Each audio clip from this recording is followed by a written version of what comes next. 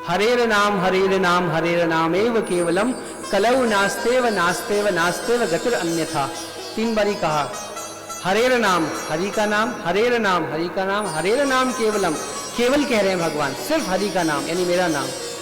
कलौ नास्तेव, इस कलिकाल में न अस्ति एव, और कुछ है ही नहीं, नास्तेव नास्तेव नास्तेव, कुछ नहीं है, कुछ नहीं है, कुछ नहीं, गतिर अन्यथा, इसके अलावा। क्यों नहीं है? कलिकाल में और साधन तो बहुत है, इतने सारे व्रत हैं, सोमवार, मंगलवार, बुधवार, बृहस्पतिवार, शुक्रवार, शनिवार, इतवार, फिर उसके बाद जन्माष्टमी का व्रत है, राधाष्टमी का व्रत है, फिर और पता नहीं क्या क्या, वट सावित्री व्रत है, फिर महालक्ष्मी वैभव लक्ष्मी व्रत है, और फिर पता नहीं क्या क्या, इतने सारे, आप सब जानते हो मुझसे ज्यादा। व्रत भी है, फिर यज्ञ इतने बड़े बड़े हम हवन कराते हैं जो घर में बुलाकर सबको, ब्राह्मणों को, वो यज्ञ भी तो है, उससे भी तो पुण्य मिलते हैं। एक से एक यज्ञ वेद खुद संस्तुति कर रहा है। सबसे छोटा यज्ञ है अग्निहोत्र यज्ञ, 15 मिनट, जो सबको करना चाहिए, ब्राह्मण को निश्चित तौर पर करना चाहिए। जो अग्निहोत्री ब्राह्मण नहीं है वह दक्षिणा का अधिकारी नहीं है। अग्निहोत्र, बलि वैश्य यज्ञ, राजसूय यज्ञ, वाजपेयी यज्ञ, अश्वमेध यज्ञ, दशाश्वमेध यज्ञ, कितने सारे बड़े बड़े यज्ञ, ये भी तो है, इनकी बहुत महत्ता है। फिर ये क्यों कहा कि केवल कृष्ण का नाम ही आवश्यक है, हरेर नाम केवलम? बहुत सारे साधन तो और हैं।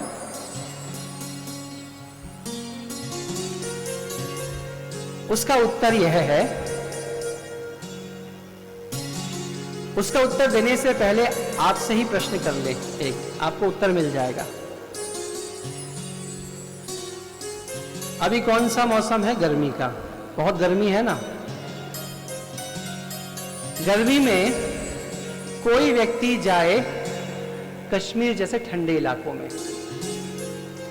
वहां से पश्मीना ऊन का एक छोटा सा शॉल लाए, बढ़िया, सबसे बेस्ट क्वालिटी।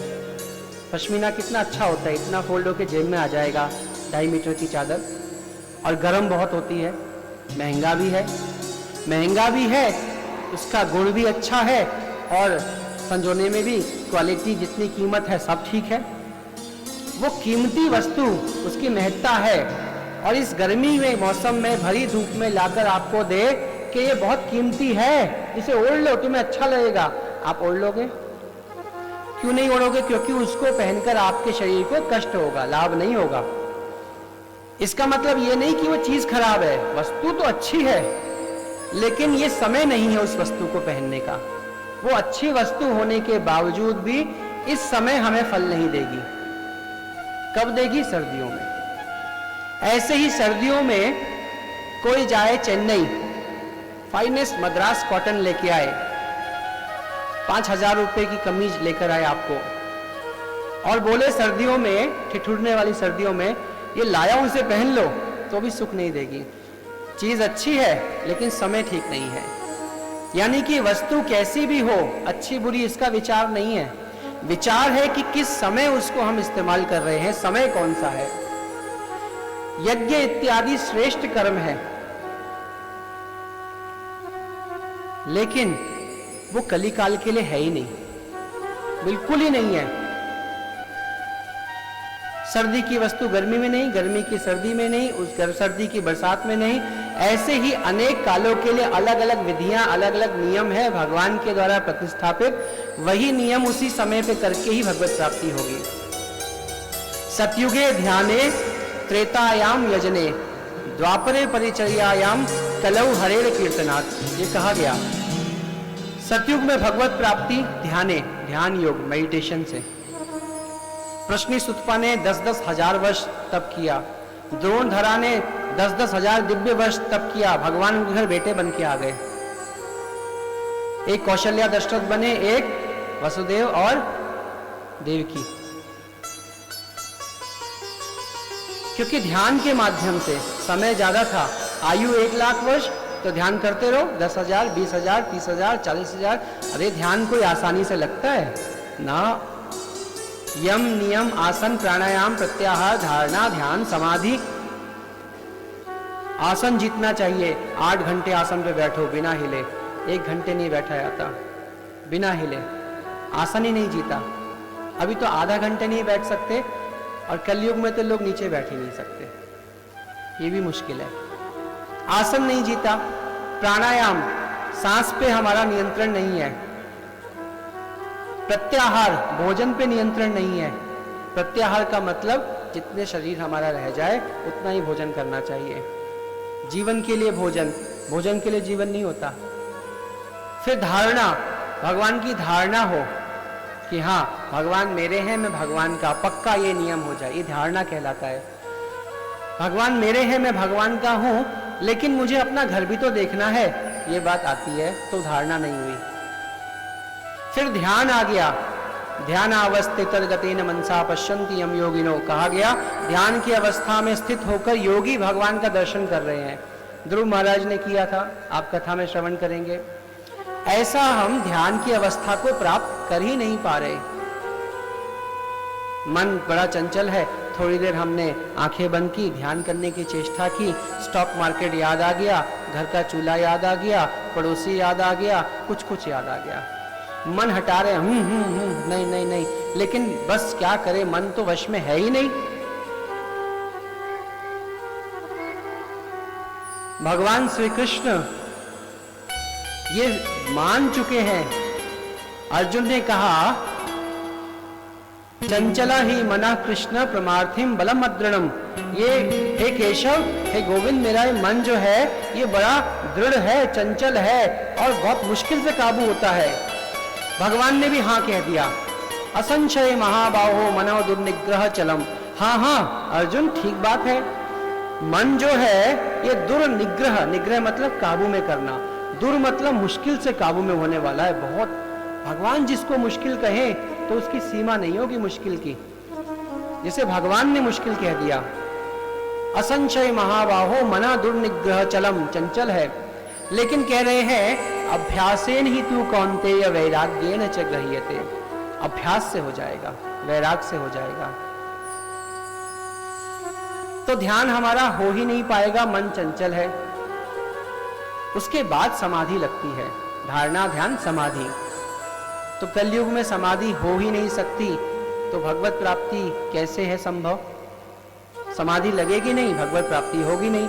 ये समाधि के लिए बहुत समय चाहिए। 2 साल, 10 साल, 20 साल, 100 साल, 200 साल, 1000 साल, 2000 साल, 5000, 10,000, 20,000, 50,000, 80,000 साल, 1 लाख वर्ष आयु होगी तो ही इतना हो पाएगा। वो भी कोई कोई, सब नहीं कर पाते सतयुग में भी। फिर युग परिवर्तन हो गया। भगवान ने कहा इनकी क्षमता क्षीण हो गई, आयु क्षीण हो गई, बुद्धि क्षीण है, बल क्षीण है, तो फिर क्या करें? तब फिर यजने, चलो तुम अब कर्मकांड करो, अब यज्ञ लेके स्वाहा स्वाहा करो, आहुतियां दो, मैं यज्ञ रूप में, मुख रूप में ग्रहण करूंगा उसको, और इस भविष्य से तुमको आशीर्वाद देके दर्शन दे दूंगा। उसमें भी बहुत समय था, 10,000 वर्ष आयु, 1 जीरो कम हो गया, शास्त्र में वर्णित है। उसके उपरांत यज्ञ करते करते करते करते, अगर हम द्वापर युग की चर्चा करें, त्रेता में यज्ञ किया, भगवत प्राप्ति किसी किसी को हुई। यज्ञ में बहुत नियम है। यज्ञ में नियम है कि यज्ञ में अग्नि का संधान माचिस से नहीं हो सकता। माचिस जला के यज्ञ करा तो यज्ञ शुरू में ही खराब, गलत है, विरुद्ध है, वेद विरुद्ध। यज्ञ में किसी जीव की हिंसा नहीं होनी चाहिए। जो आप लोग लाते ना बाजार से सामग्री, उसमें कीड़े घूमते हैं बहुत जगह, बिना देखे डाल दिया, हत्या हो गई, जीव हत्या, तो क्या फायदा हुआ? यज्ञ हो ही नहीं पा रहा। चलो सामग्री अच्छी है, और अग्नि भी हमने कैसे संधान करने का नियम है, या तो मंत्रों के द्वारा, सतयुग में होती है, या अरणी नाम की 2 लकड़ी होती है, आपस में घिसो तो उससे चिंगारी होती है, चकमक पत्थर होता है, बहुत सारी विधियां हैं।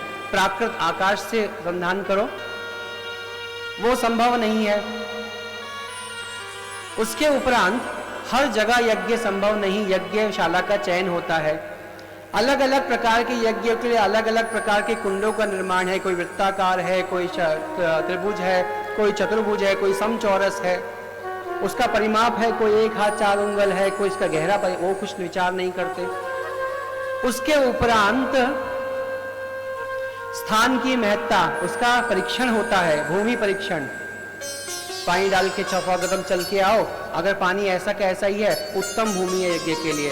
पानी डाल के 100 कदम चल के आए, गड्ढा खोदा, पानी डाला, 100 कदम चला, अगर आधा रह गया तो ठीक ठाक भूमि है।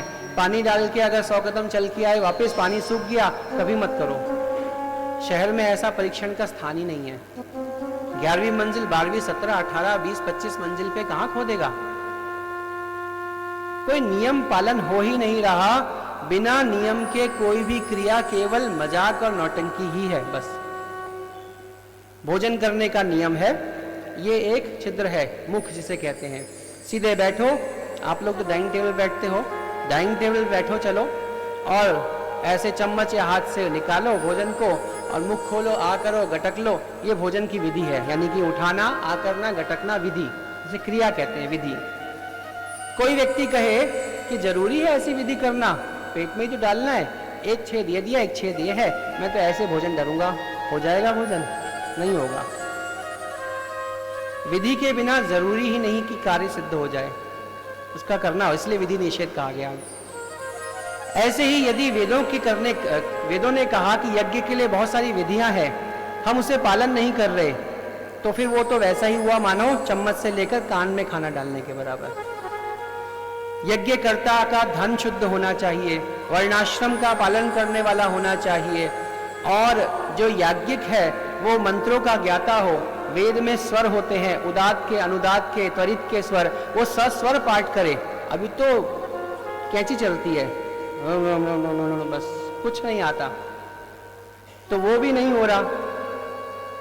अगर कुछ भी नहीं हो रहा, मन माना कार्य हो रहा है, मन माना कार्य व्यभिचार होता है।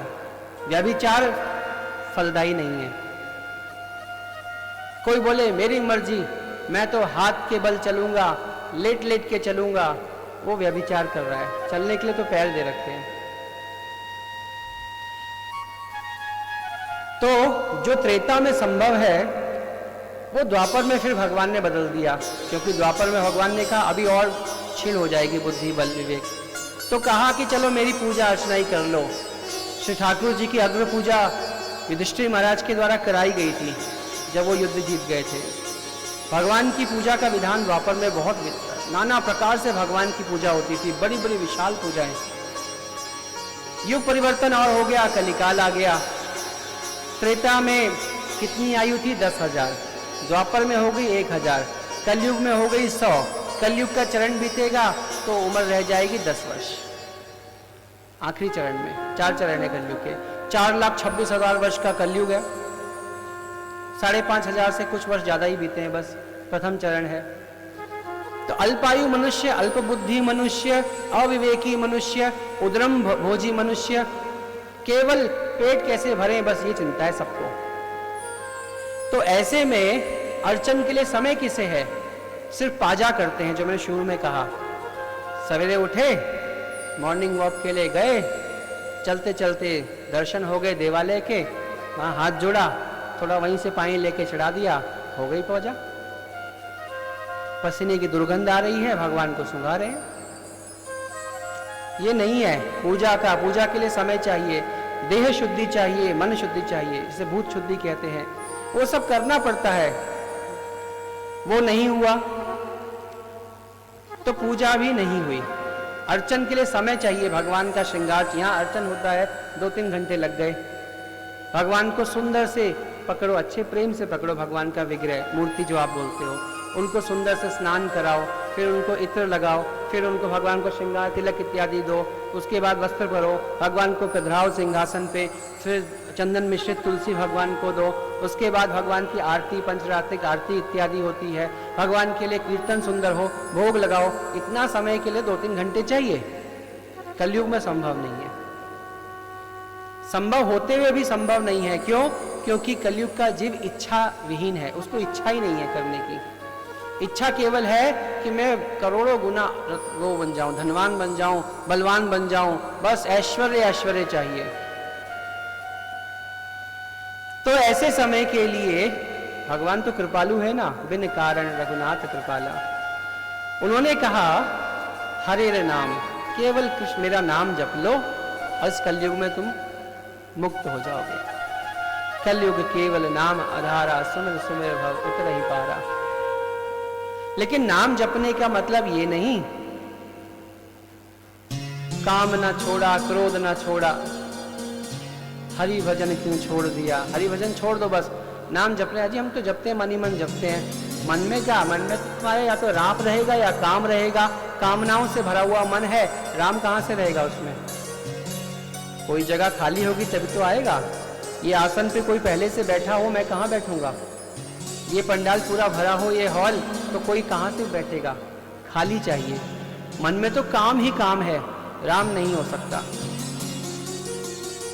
इसीलिए भजन की भी विधि बताई गई कि बिल्कुल घास की तरह विनम्र हो जाओ, पेड़ की तरह सहनशील हो जाओ, सबको अपने से श्रेष्ठ मानो कि इस जीव का सबसे गिरा हुआ व्यक्ति मैं हूं, इस पूरे संसार का सबसे गिरा हुआ व्यक्ति मैं हूं। मौसम ना कोई दीन है, ना तुम सम दीन दयाल। भगवान से प्रार्थना करनी चाहिए कि मेरे समान अधम तो कोई है ही नहीं। अस विचार रघुवंश मणि, हे रघुकुल के मणि समान भगवान कीजिए भव से पार। ऐसे मुझे भव से पार करो, ये विचार करके कि मैं सबसे ज्यादा गिरा हुआ हूं। और केवल बोलने के लिए नहीं, मानना भी चाहिए।